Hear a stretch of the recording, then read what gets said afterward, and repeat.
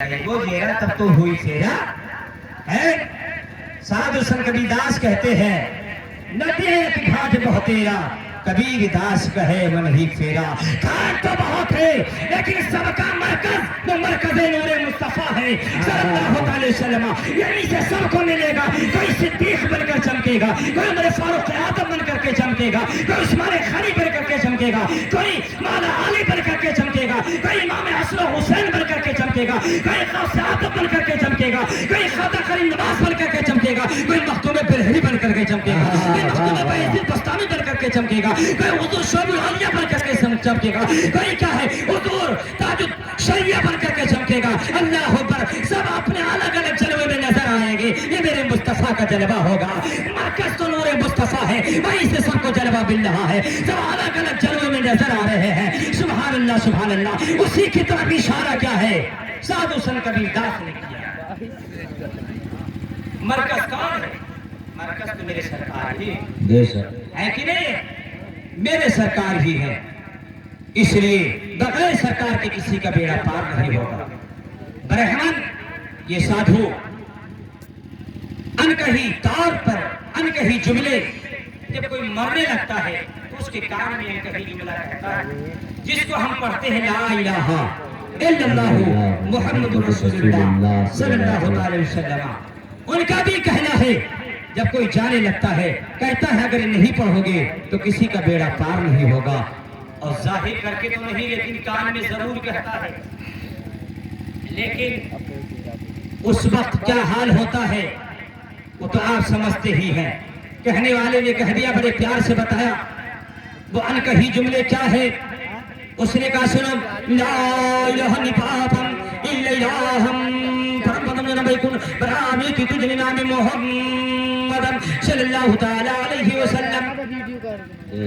ला इलाहा पढ़ोगे तो पाप मिट जाएगा, इल्लल्लाह पढ़ोगे तो हृदय को सुकून मिल जाएगा, करार मिल जाएगा। ला इलाहा इल्लल्लाह, ला इलाहा पढ़ा, ला इलाहा पढ़ा तो पाप मिट गया, इल्लल्लाह हमने पढ़ा तो हृदय को सुकून मिल गया। लेकिन स्वर्ग आपको मिला ना? जन्नत बैकुंठ में कब जाओ?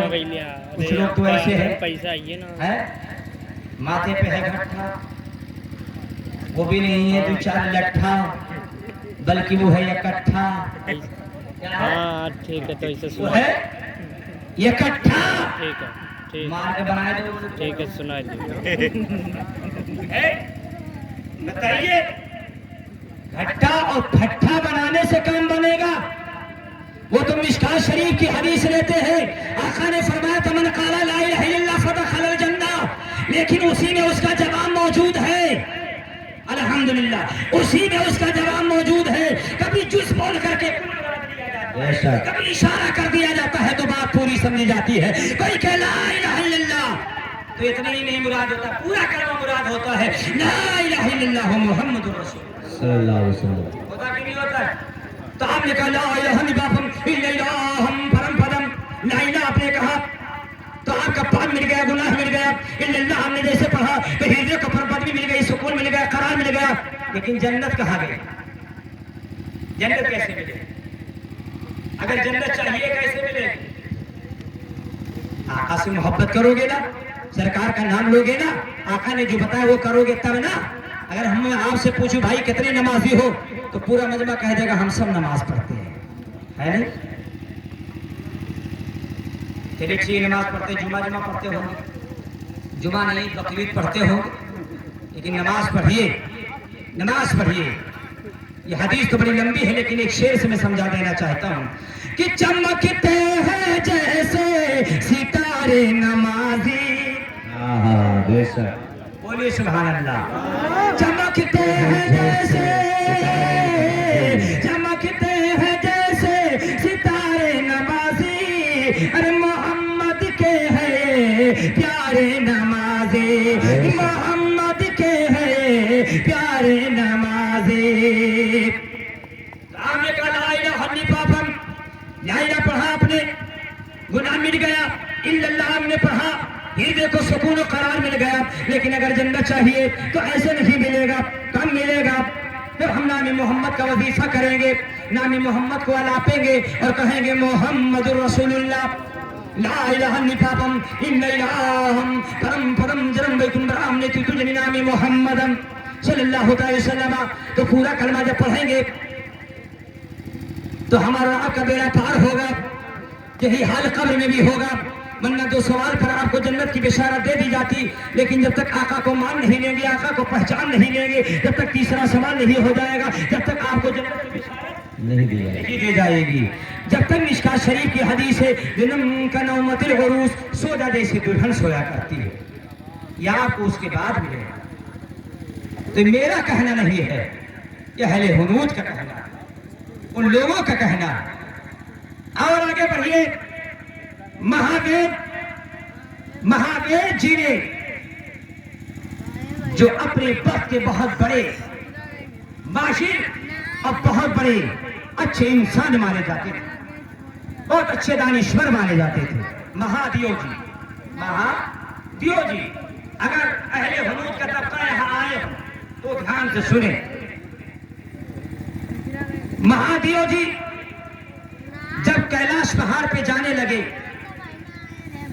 तो जितने शरीर लोग थे उन लोगों को, शरीर मतलब यानी खबीस लोग, कमीने लोग, उन लोगों को इकट्ठा किया और इकट्ठा करने के बाद उन्हें समझाया कि ऐ लोगों सुनो सुनो, मैं तो जा रहा हूं, लेकिन मेरे बाद एक आने वाले आएंगे, वो नबी आखिर ज़मा होंगे, वो रब के महबूब होंगे।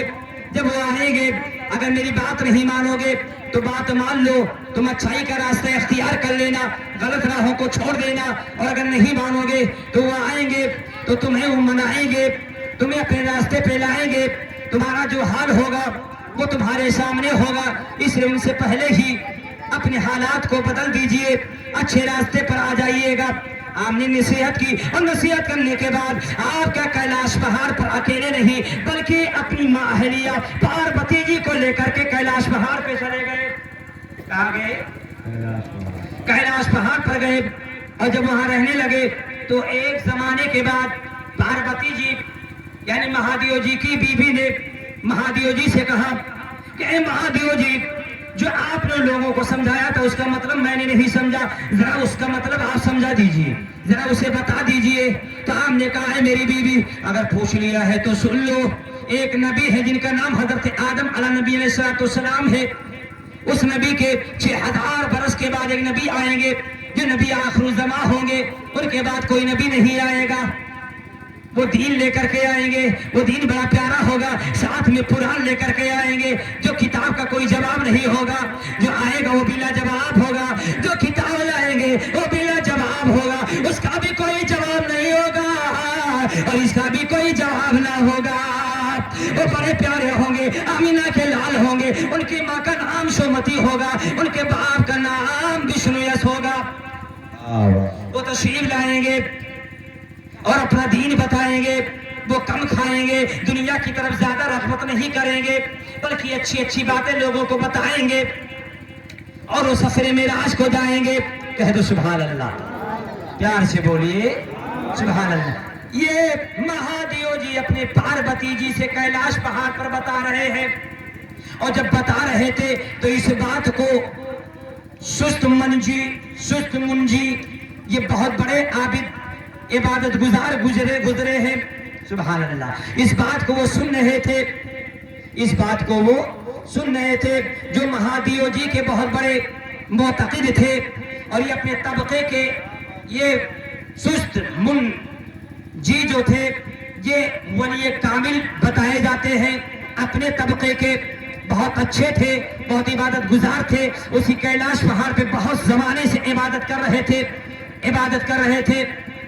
तो इस बात को सुन रहे थे, जब सुन लिया तो आपने एक बहुत बड़े आलिम, एक बहुत बड़े फाजिल, एक बहुत बड़े कामिल जिनका नाम था शोंगो संग, उन्हें बुलाया, और बुलाने के बाद कहा देखो मैंने ये बात सुनी है महादेव जी से, उन्होंने बहुत अच्छी बात बताई है, मैं भी इस बात की तस्दीक करता हूँ कि यकीनन नबी आखिर ज़मा आएंगे, और वो जब चलेंगे तो बादल उनके जिस्म पर साया करेगा, जिस्म पर मक्खी नहीं बैठेगी, वो बहुत अच्छे होंगे, नबी आखिर ज़मा होंगे, रहमतुल लिल आलमीन होंगे। इस बात को आपने जब बताया तो उन्होंने भी इस बात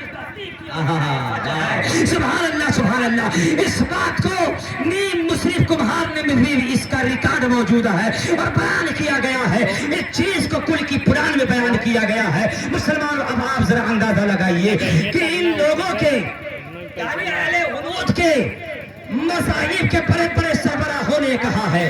ترشداچی نے نبی آخر الزماں کے آنے کی پیشین گوئی کی ہے. ترشداچی نے بتایا ہے, ویداچ جی نے بتایا ہے, کار جی نے بتایا ہے. اور ان تمام پیشین گوئیوں کو سننے کے بعد جب ہم اس کو دیکھتے ہیں تو اس کے مصداق اور کوئی نبی نہیں آتا ہے, بلکہ وہی نبی آتے ہیں جنہیں ہم جنہیں ہم رحمت للعالمین کہتے ہیں, آمنہ کے لال کہتے ہیں. سبحان اللہ سبحان اللہ. اس لیے مسلمانوں آپ اندازہ لگائیں کہ ہم جس نبی کی امت میں ہیں, میرا نبی وقت اپنی تیزیوں کے ساتھ گزر رہا ہے اور وید اور ان تمام باتوں کو سننے کے لیے اور بھی اس کے لیے وقت چاہیے, لیکن تھوڑا ہی سن لیا جائے, اسی پہ عمل ہو جائے تو کافی. رات بھر تقریر ہوتی رہے اور آپ کا عمل نہ ہو تو اچھی بات نہیں ہے. جتنی میں نے باتیں بتائی ہے آپ اس سے اندازہ لگائیں کہ ان کے مذاہب کے اعتبار سے اپنا مذہب, اپنا دین, اپنے آقا, تمام آقاؤں کے آقا, ان کا عالم کیا ہے. سبحان اللہ. جس کی گیت جن کا گن سب نے گایا ہے, اللہ اکبر. قرآن کا اعلان ہے, بداعیا الی اللہ باذنہ وسراجا منیرا. اے میرے محبوب, اے میرے مصطفیٰ, تم چمکتے سورج اور روشن چراغ ہو. بس جاتے جاتے 2 منٹ میں ایک چیز میں دے کر کے جانا چاہتا ہوں, اسی کو دھیان سے سن لو. اپنے آقا کے دامن کو ہمیشہ تھامے رہو, دامن مصطفیٰ کو ہاتھوں سے چھوٹنے مت دینا. اس لیے میرے آقا کا اختیار ہر جگہ ہے, میرے سرکار کی حکومت ہر جگہ ہے. کوئی اور ہے کہہ دے میری حکومت زمین پر ہے, میری حکومت اتنے ملکوں پر ہے یا مکان و دکا پہ ہے, لیکن یہ غلط ہے, مجازی ہے. لیکن حقیقت میں ساری چیزوں کے حاکم میرے آقا ہے. سبحان اللہ. میرے سرکار ہی کی حکومت ہے. یہ میں نہیں خیر کی زبان سے بتا کر کے 1 منٹ میں جانا چاہتا ہوں.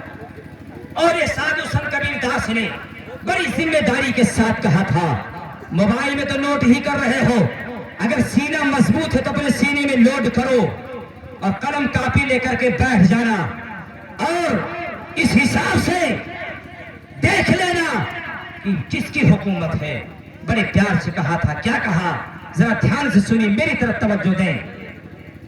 عدد نکالو جس اچر کے چوگن کر لیوائے, عدد نکالو جس اچر کے چوگن کر لیوائے, ہے 2 ملے کے 5 گن کر لو 20 کا بھاگ لگائے, اور باقی بچے کے 9 گن کر لو 2 اس میں اور ملائے. کہت کبیر سنو بھائی سادھو نام محمد آئے.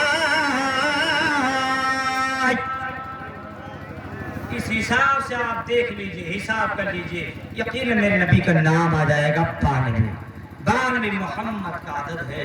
سبحان اللہ. اسی کی ترجمانی گرو نانک جی نے کہا تھا, علی فقیلہ اجا پائے رسول, کلمہ پڑھے نانک ہو جا درگاہ پبے قبول. بیٹا نام نبی و رسول, نانک دیکھ کے قدرت خودی گئی سب بھول. اس لیے مسلمانوں نبی کا اختیار لے, نبی کا قرار لے, نبی کا پیام لے, نبی کا چام لے, بلکہ نبی کا دامن تھام لے. ابھی تو نوجوان ہے, ابھی تو نوجوان ہے, وقار لے, پیام لے, قرار لے, ابھی طیبہ کا دامن تھام لے. ابھی تو نوجوان ہے, ابھی تو نوجوان ہے. وما توفیق الا باللہ, لا الہ الا اللہ محمد رسول اللہ صلی اللہ تعالی وسلم. خوب کیا سیر چمن, خوب چنے شاد رہے, باغ بچاتا ہوں میں, گلشن تیرا آباد رہے. اسلام زندہ باد, قوم مسلم پائندہ باد, غوث و خدا مختوم ملت اعلی حضرت زندہ باد. مچل کے بولیے حسینیت زندہ باد, اسے بولیے حسینیت زندہ باد, حسینیت زندہ باد, حسینیت زندہ باد, یزیدیت زندہ باد, یزیدیت زندہ باد, حسینیت زندہ باد, یزیدیت مرد آباد. جتنے آئے ہیں سب زندہ باد, پائندہ باد. وآخر دعوانا ان الحمدللہ رب العالمین. السلام.